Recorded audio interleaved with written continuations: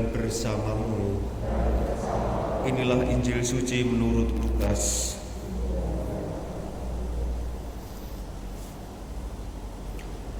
Sekali peristiwa datanglah Yesus di Nazaret, tempat ia dibesarkan. Seperti biasa, pada hari Sabat ia masuk ke rumah ibadat. Yesus berdiri hendak membacakan kitab suci, maka diberikan kepadanya kitab Nabi Yesaya. Yesus membuka kitab itu dan menemukan ayat-ayat berikut. Roh Tuhan ada padaku, sebab aku diurapinya untuk menyampaikan kabar baik kepada orang-orang miskin, dan aku diutusnya memberitakan pembebasan kepada orang-orang tawanan, penglihatan kepada orang-orang buta, serta membebaskan orang-orang yang tertindas. Aku diutusnya memberitakan bahwa tahun rahmat Tuhan telah datang.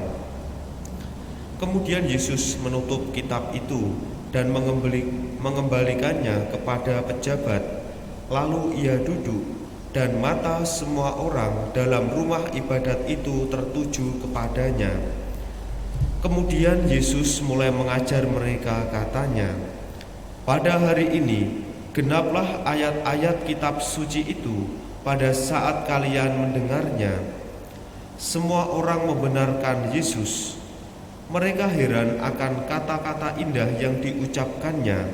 Lalu mereka berkata, "Bukankah dia ini anak Yusuf?" Yesus berkata, "Tentu kalian akan mengatakan pepatah ini kepadaku, 'Hai tabib, sembuhkanlah dirimu sendiri, perbuatlah di sini, di tempat asalmu ini, segala yang kami dengar telah terjadi di Kapernaum.'"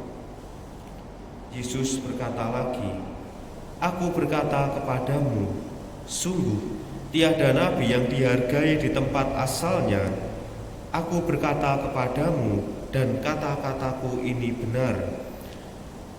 Pada zaman Elia terdapat banyak wanita janda di Israel ketika langit tertutup selama 3 tahun dan 6 bulan, dan ketika bahaya kelaparan yang hebat menimpa seluruh negeri.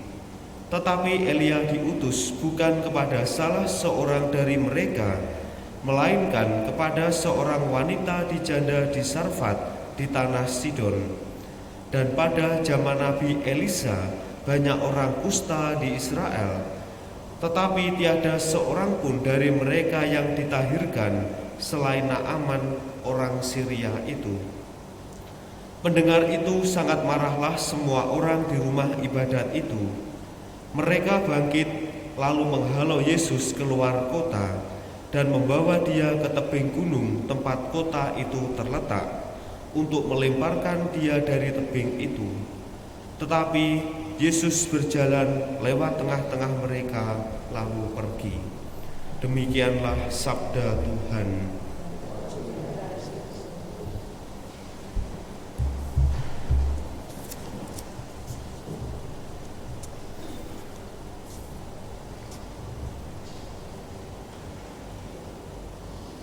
Kemudian Yesus menutup kitab itu dan mengembalikannya kepada pejabat.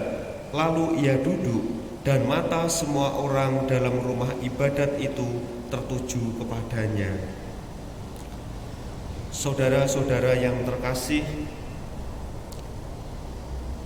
Yesus menyampaikan visi perutusannya dalam Lukas 4:18 sampai dengan 19.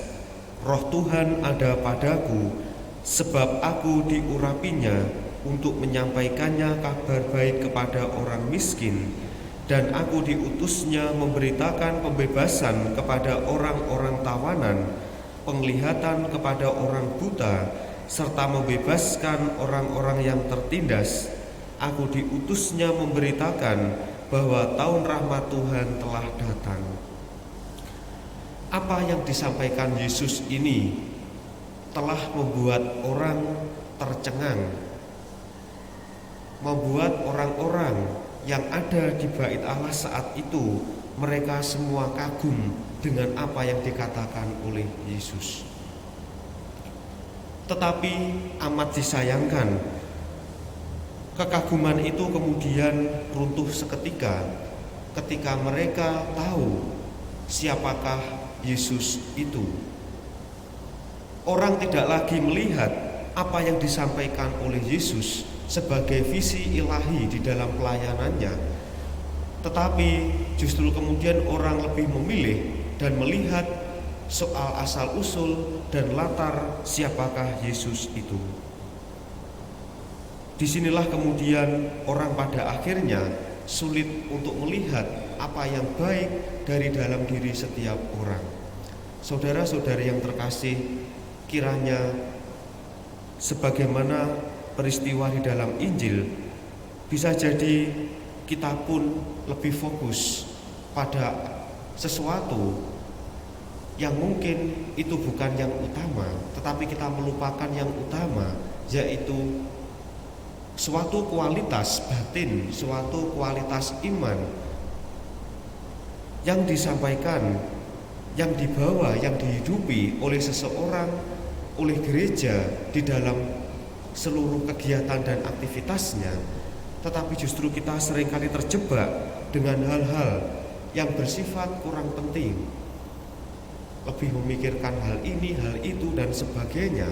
Tetapi ada hal yang lebih utama, yaitu soal apa dibalik semua itu, nilai pelayanan apa yang mau dibawa. Oleh karena itu, sebagaimana